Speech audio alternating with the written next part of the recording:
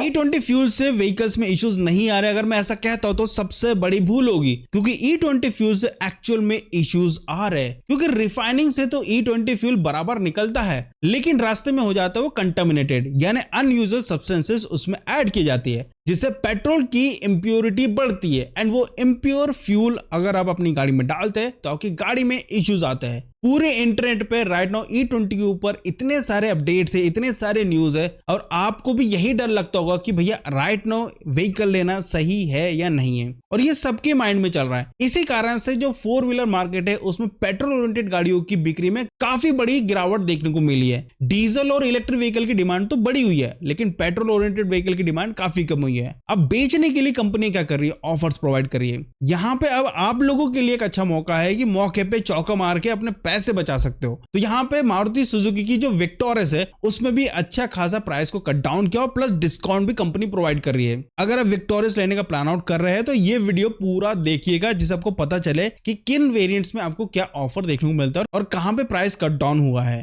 तो यहाँ पे कंपनी ने जो मैक्सिमम डिस्काउंट दिया है वो दिया है 90,000 का। इसके अलावा विक्टोरियस की सेल्स की बात करें तो 1 लाख यूनिट ये बेच चुके हैं लगभग 8 महीने के अंदर। काफी तेजी से इनकी गाड़ियां सेल हुई है। ब्रीजा के बाद अगर किसी गाड़ी की सबसे ज्यादा डिमांड बढ़ी है दैट इज विक्टोरियस की। अगर मैं विक्टोरियस के अगर डिस्काउंट की बात करता हूं, जो इनका जो टॉप मॉडल आता है हाइब्रिड मॉडल, उसमें आपको अप टू 90,000 तक का बेनिफिट मिल रहा है। उसके बाद अगर सीएनजी पेट्रोल वाला वेरिएंट के साथ जाते हैं तो लगभग 80,000 तक का बेनिफिट मिल रहा है, और अगर आप जाते हैं पेट्रोल मिड हाइब्रिड के साथ तो लगभग 60,000 तक का बेनिफिट मिलता है। अब ये बेनिफिट क्या क्या है, तो ये बेनिफिट है कैश डिस्काउंट का, एक्सचेंज और स्क्रैपिंग बोनस हो गया, लॉयल्टी ऑफर और बहुत सारे और भी ऑफर्स है। लाइक अगर ईएमआई बनाते हैं या क्रेडिट कार्ड से पेमेंट करते हैं तो there is lot of offer जो राइट नाउ कंपनियां प्रोवाइड कर रही है, जिससे आपको मैक्सिमम ऑफर मिल पाए। अब यहाँ पे जो 39,000 का जो प्राइस कट डाउन हुआ किस वेरिएंट में हुआ है, तो यहाँ पे जो ZXi ऑप्शनल मैनुअल ट्रांसमिशन है, ZXi optional automatic transmission,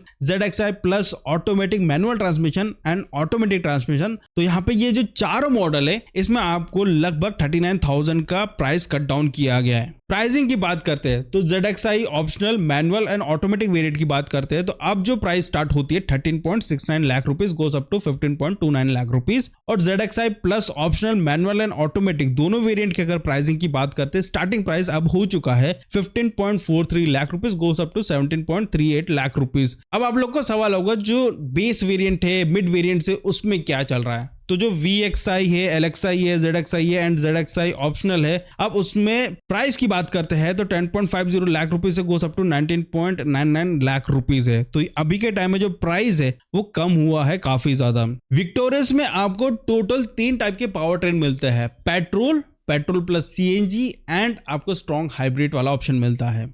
engine specifications की बात कर लेते हैं तीनों ही वेरिएंट्स की, तो K15C इंजन आपको मिलता है तीनों ही मॉडल में। अगर स्मार्ट हाइब्रिड वाली बात करते हैं तो 1462 सीसी का यहाँ पे इंजन दिया गया, 103.06 PS का पावर आउटपुट 6000 आरपीएम पे, 139 न्यूटन का टॉर्क 4300 आरपीएम है, 5 स्पीड का मैनुअल ट्रांसमिशन एंड 6 स्पीड का ऑटोमेटिक ट्रांसमिशन मिलता है। 2 व्हील ड्राइव सिस्टम के साथ भी आता है, ऑल व्हील ड्राइव सिस्टम के साथ आता है जिसको बोलते हैं ऑल ग्रिप। दूसरा जो ऑप्शन है that is from the CNG, K15C CNG engine और सेम ही इंजन है, बट अगर आप पेट्रोल मोड में चलाते तो 100 PS का पावर आउटपुट मिलेगा 6000 आरपीएम में, और सीएनजी मोड पे चलाते तो 87.8 PS का पावर आउटपुट निकालता है 5500 आरपीएम में। टॉर्क भी बता देता हूं, अगर आप पेट्रोल पे चलाते तो 137.1 न्यूटन ऑफ टॉर्क 4300 आरपीएम पे, और 121.5 न्यूटन का टॉर्क 4200 आरपीएम में सीएनजी मोड में। इसका जो टॉप मॉडल्स आता है that is hybrid model. K15C यहाँ पे हाइब्रिड मॉडल है और यहाँ पे इंजन थोड़ा सा अलग हो जाता है। यहाँ पे आपको मिलता है 1490 सीसी का इंजन,